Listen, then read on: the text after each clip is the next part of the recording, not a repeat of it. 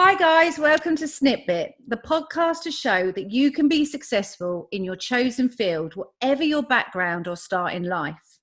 Today, I'm truly honoured to welcome Olympian and athletics legend Sally Gunnell, the only woman to hold the Olympic, World, European and Commonwealth titles all at once, and probably best known for winning the 400-metre hurdles at the 1992 Barcelona Olympics. Sally, thank you so much for being part of SnipBit. Pleasure, great to be here. Well done for putting it all together. Thank you. So my first question, do you think your background and upbringing were a factor in what you've achieved? I think to a certain degree. I think I was brought up on a farm, so I think a lot of my early life was outdoors, running around, being active. And I know there's quite a lot of research out there about how active you are as a child. Sometimes, can help you on your road as such. I think also watching my dad had a really good work ethic of being a farmer and working hard and, for your success. So I think in some respects it does. Brilliant. What was your biggest challenge and how did you overcome it? I think my biggest challenge was self-belief. I wasn't a particularly confident person. I knew I had this talent, but I was always one of these, like a lot of people, very quick to put myself down, always thinking that people were better than me. And that's the bit that took years to overcome and years to, just sort of, get it right in my mind, do a lot of work on it and just say, you deserve this as much as everybody else. 100%.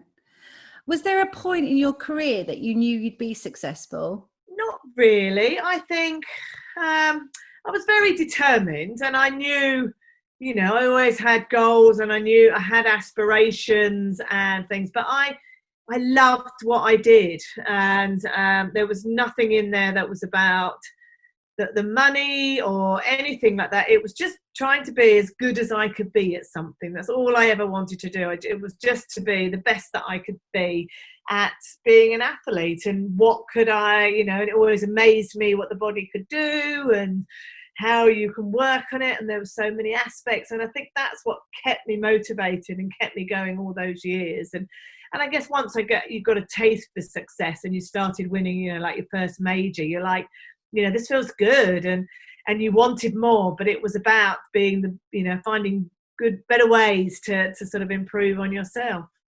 Brilliant. So do you think you have a growth mindset and do you think that's been really important in your career? I think, yes, I have. It's always, I'm always on to the next thing. How can I prove? What can I put in place? I think something that my coach taught me from a very young age, it wasn't always, it was me looking at the things that I could always improve. It always asked me, what do you think you could improve on there? Which I love that. And I think that really instilled me at that young age to always think like that. It's like, it's just trying to be the better version and, and things happen for a reason. I'm not, I don't say I excel at everything and things often go wrong, but that was always the learning piece. And that was how we grew. And that's how I, developed onto the next things, but things going wrong. And, and they often did really, but I always, learned to look at that as a positive almost. Brilliant. What or who has been the driving success, do you think, behind your career? I think there's a number of people. I think probably my father in the early days of just the support he gave me and driving me to Crystal Palace, and my parents just, supporting me all the way along. I think I did have an amazing coach who, he was a tough guy, but he coached me since I was 14 till I retired. And I think he understood me and got the best out of me. And I think that was really important. And then probably my husband, who I met when I was 18. So he was sort of, I called my backbone. So he did all the training sessions with me and, got me out of bed when it was pouring with rain and I didn't want to do it and that sort of thing. So probably those three. Brilliant. Is there one thing that you did that you think the competition didn't?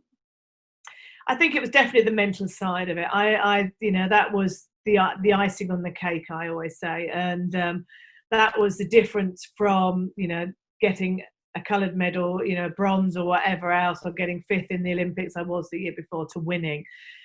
Because, sometimes when you're out there, there's not a lot of difference between you all. Everybody's trained hard and they put that in. But I think definitely the piece I had was that self-belief and the visualization that I did a lot of, and seeing myself achieving, seeing myself winning, and and that whole vision of actually executing it was just so important. So yeah, it was definitely a mindset. Brilliant.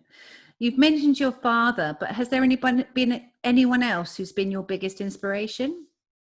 I think I've always had role models all the way through it, and even now, and I think that's really healthy. So I've always had people that I've always looked up to, and so I remember watching the telly, and Daly was on for one of the Olympics when I was 14, and of course he inspired me, along with Cohen Ovett at that time. But and that's good, that's healthy. And then there was a fellow hurdler who all of a sudden I was sort of beating, which is always weird. So I sort of then went to 400 hurdler Ed Moses, who won over 100 races in a row.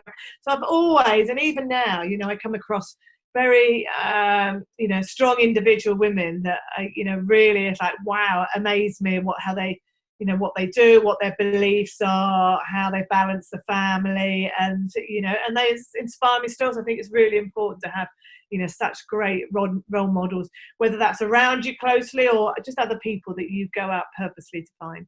Brilliant. Now, if you were stood in front of your teenage self now, what advice would you give, and why? I think it would just be about being kind to yourself. I think it's I had so many hold-ups about my weight and who I was, and I remember being at school and not wanting to run fast because I didn't want to stand out in a group, all those sorts of things. And I just wished I had more confidence in my own ability, and to be proud of who I am as an individual and what I was capable of doing. Brilliant, thank you. What would you like to be remembered for? Wow, I always think this is very hard.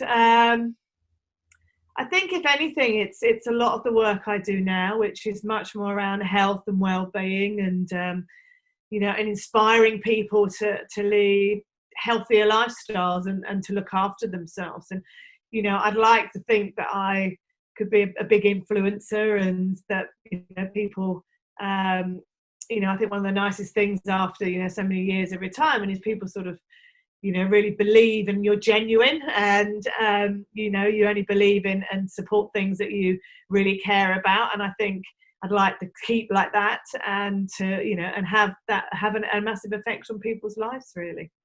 Brilliant. So what was a typical day like for you when you were competing, and how does that compare to a typical day now? It's very different. My life then was very structured, and it would be about getting up, eating, then training all morning, then it'd be about eating again, and then resting, and then maybe a massage, and then maybe another training session, and then eating again. So it was a very regimented sort of day, and you knew it. And I retired at 30, and it's like, wow, what now? And I think that's the bit you miss, really, that I had loads of things going on, but it was always very flexible, and kids came along, and there was all sorts of different work, and I think it was just adjusting. And actually I quite like the variety of things that I do. Never 2 days are never the same, but I always have to have what I call meaning and a purpose to each day. So even though each day is different, I will wake up knowing that what I'm going to do, and it's normally got exercise in to kick off the day, because that makes me feel better. And then there's usually a bit of work on the computer, and interviews, and dropping kids off, cooking dinner, taking the dog for a walk, and often then going for different events. So it's just varies, but I still I like to have that sort of structure to that day. Makes sense. So where can we find you, Sally? I'm all over social media at Sally Gunnell, on Instagram, Twitter, Facebook as well. So yeah, just check me out. And also we do a lot around health and well-being as well. So there's some sites around Sally Gunnell health and well-being as well. Wonderful. Sally, thank you so much. I so appreciate your time today. That's been SnipBit. Thank you.